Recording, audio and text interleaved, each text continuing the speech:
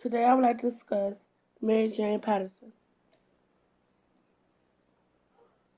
Mary was born September 12, 1840 in Raleigh, North Carolina.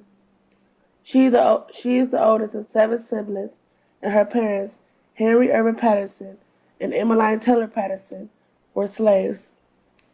In 1852, her parents escaped slavery and moved the family to Oberlin, Ohio.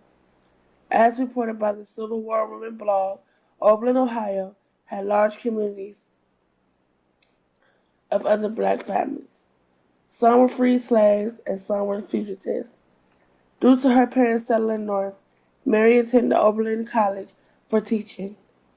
By 1862, Mary graduated with the highest honors and became the first black woman ever to receive a bachelor's degree. In 1863, she began teaching, and by 1869, she moved to Washington, D.C. and started teaching at a prep school for colored youth.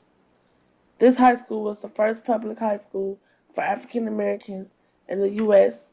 and the first public school in Washington, D.C., as reported by the encyclopedia.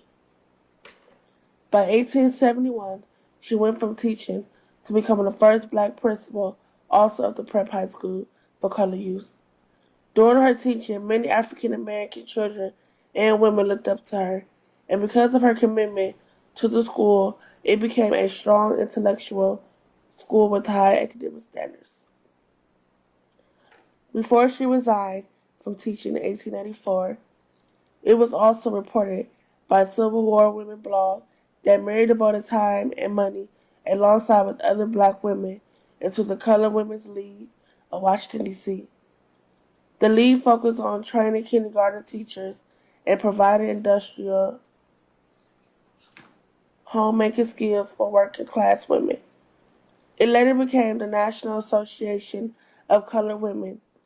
The association offers scholarship programs, college education programs, and AIDS awareness and prevention programs, and so on.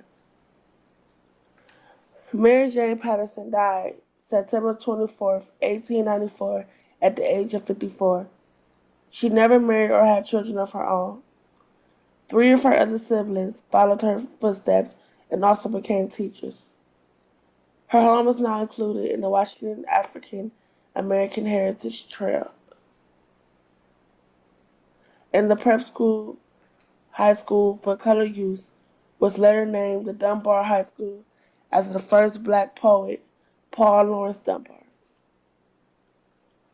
Her colleague, Mary Church Terrell, quoted, "Patterson was a woman with a strong, forceful personality and showed tremendous power for good in establishing high intellectual standards.